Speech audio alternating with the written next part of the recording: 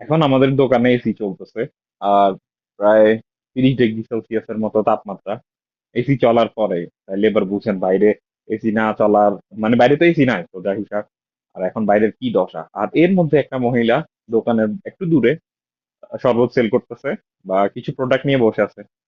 উনি আপাদমস্তক কালো বোরকা পরছে, একদম চোখ থেকে শুরু করে পা থেকে শুরু করে পুরাটা ঢাকা। মানে জাস্ট পরিপূর্ণ পর্দা যেটা বলে সেটা। এরপরে উনি প্রোডাক্ট গুলা সেল করতেছে, সাথে বাচ্চা দুইটা আছে, বাচ্চা দুইটারে বসে রাখছে। গাড়ি আসতেছে, বাচ্চারা যাচ্ছে, ডিল করতেছে, উনি জিনিসটা সেল করতেছে। আর আমাদের দেশেও সেম কিছু মহিলা আছে যারা বিজনেসের জন্য চেষ্টা করতেছে। তারা সুন্দর মতো চেষ্টা করতেছে, ঠিক আছে। মানে সুন্দর মতো হলে মানে সুন্দর মতো কি বলবো যেটা বুঝে নেন। কারণ আমার অনেক প্রফেসররা আছে বা যার কারণে মুখ খারাপ করতে পারতেছি না, আর রোজা রমজানের মাস। এখন এখানেও বিজনেস করে মহিলারা স্বাধীনভাবে, অফিসে যাচ্ছে, মানে মাদ্রাসায় যাচ্ছে। তাদেরকে টু শব্দ করার মতো কারো ক্ষমতা নাই। যদি কেউ অন্যায় করে তাহলে তো তার অবস্থা খারাপ।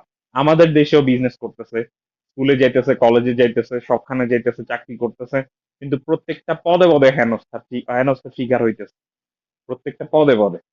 তারপরে যদি তাদের আকল এগুলো না ধরে, এখন পর্যন্ত তারা পর্দা প্রথা নিয়ে কটূক্তি করতেছে, পর্দা নিয়ে আজে বাজে মন্তব্য করতেছে, নারী স্বাধীনতার নামে মানে খারাপ কাজ যা আছে ওইগুলারে তারা নর্মালাইজ করার চেষ্টা করতেছে। ইভেন কি মানে আমাদের যে শহীদ মিনারে যাওয়ার পরে তারা নতুন ভাবে স্থান শুরু করছে নারী স্বাধীনতার জন্য। এগুলো কি আসলেই নারী স্বাধীনতা? না, নারী স্বাধীনতার নামে তারা নিজেদেরকে অন্য জায়গায় নিয়ে যাইতেছে। তারা এখনো কল্পনা করে, মানে এখনো কল্পনা করতেছে না বা বুঝতেছে না বা বুঝতে পারতেছে না, নাকি বুঝতে চাইতেছে না, এটা তারাই ভালো জানে। আসলে এই যে মানে এত তপ্ত রোদের মধ্যে, উত্তপ্ত রোদের মধ্যে, যেখানে বালু পর্যন্ত মানে কি বলবো আর, মানে বালুর উপরে খালি পায়ে দাঁড়ানো যায় না, ওইখানে একটা মহিলা বসে উনি জিনিসগুলা সেল করতেছে। এখানে প্রায় মহিলা সাথী, রাত্রে 2-3টা বাজে বাইর হইলেও কেউ তাকে টু শব্দ করার মতো ক্ষমতা নাই। কিন্তু তারপরে তারা বোরকা পড়তেছে, পর্দা করতেছে, করে তারপর তাদের যা করার দরকার তারা করতেছে। তারা চলে যেতেছে যেখানে সেখানে। কিন্তু আমাদের দেশ কেন এটা ভাবতেছে না?